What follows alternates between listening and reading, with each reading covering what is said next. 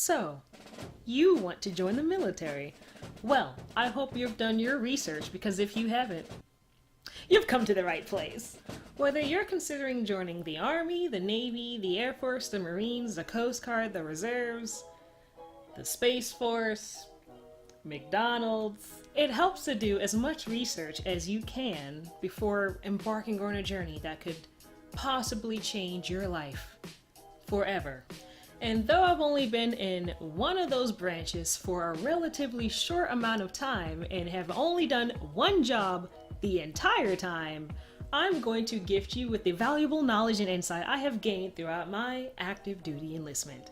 Do note that all the info I'm about to say is all very general, tidbits of information you could likely find anywhere else on the internet, but you're here with me now, so let's march right on in.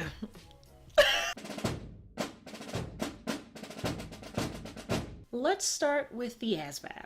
ASVAB stands for Armed Services Vocational Aptitude Battery Test. And yes, I did say test. A test that if you fail can hinder your chances but shouldn't stop you. Because if at first you don't succeed, pick yourself up and try again. And again. Until you get the score that you've been aiming for. That score can and will be the determinant of what positions you're eligible for. Or more plainly, what jobs you can do, or will be available to you. The better you score, the more jobs will be available to you. After that, if you haven't already, you'll make a visit to your local recruiter, who will become the most crucial part during your transition from civilian to military life. Once you've talked to your recruiter and are still unsure of what job you want, you'll likely choose between 3 different specialties. And the first one that has an opening, or is sooner to get you inside, will likely be the career field you'll enter into. Now, of course, take everything I say for granted, or with a grain of salt. Again, it helps to do your own research, because what I just said doesn't apply to everyone's situation, or with every recruiter. No matter if you're undecided or adamant about one job in particular, there is a chance you may be indoctrinated into the delayed entry program to train alongside your recruiter as you wait out your time before basic.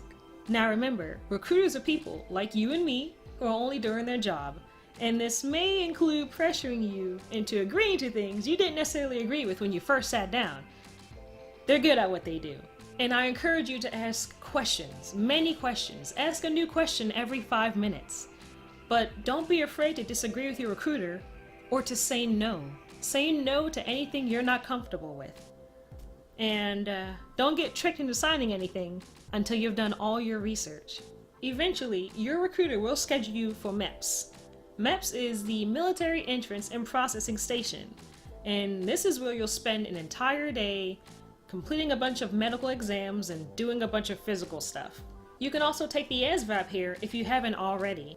When everything is said and done, here is where you'll also say the symbolic oath of enlistment, but you're not officially a service member until you've signed your legally binding contract. Now, read the fine print.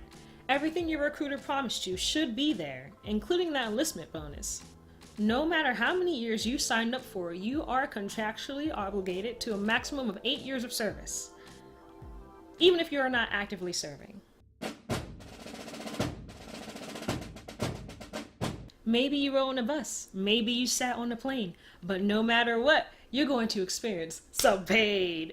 Welcome to basic military training. It isn't as mentally arduous or physically torturous as it was in the past, but it is still a place where you will be challenged and forced to learn how to adapt and overcome all obstacles that come your way. Be expecting to yell louder than you ever have before, and to march everywhere in tight, unyielding military boots. But when it comes time for graduation, you're going to feel more proud of yourself than you ever have before. Or not. But trust me, it's a great many feelings. After basic military training is over and done with and you've grown out of your baby diapers, you'll head over to your formal training school with a bunch of other like-minded individuals to learn how to do your job. Plain and simple. It's basically middle school, but for adults.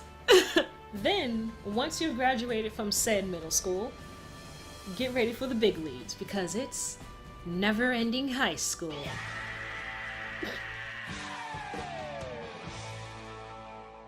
You survived the battle, now prepare for the war. There is no easy way to explain this part, because we're all different and unique in our own way. Every factor that could possibly affect your life ultimately will shape your experience, and the impact these factors have on you will change over time.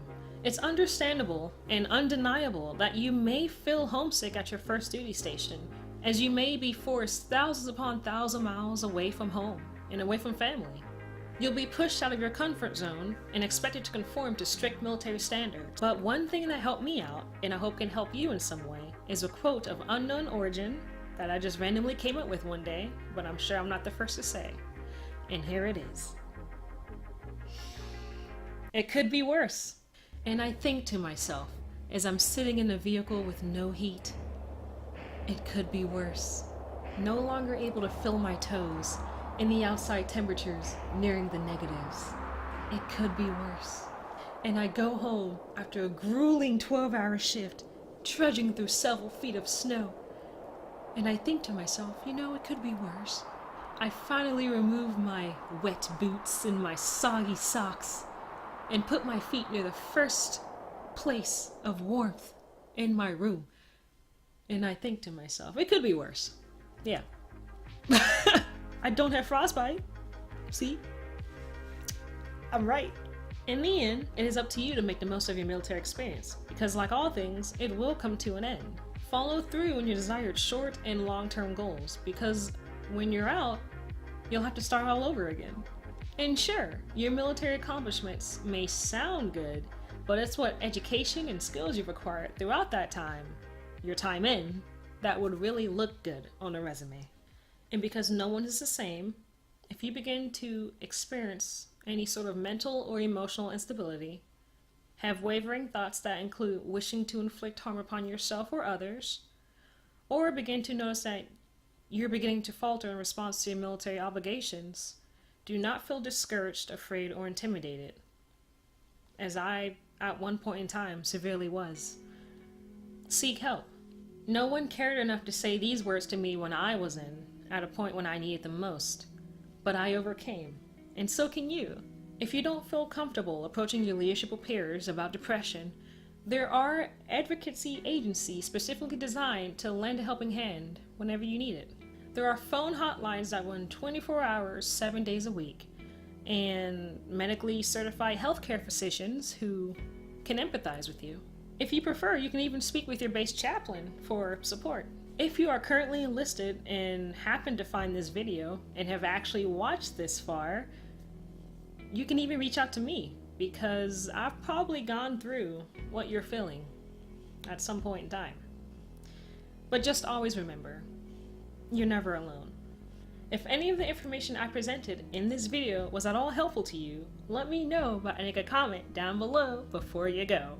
If there was something I missed, or something that was entirely wrong, or something you'd like to know more of, let me know by adding a comment down below before you go. And if you have any future video recommendations for me, you should already know what to do. And now we've come to an end. As always, thank you for watching, and yeah, just remember, it could be worse, I suppose. Yeah.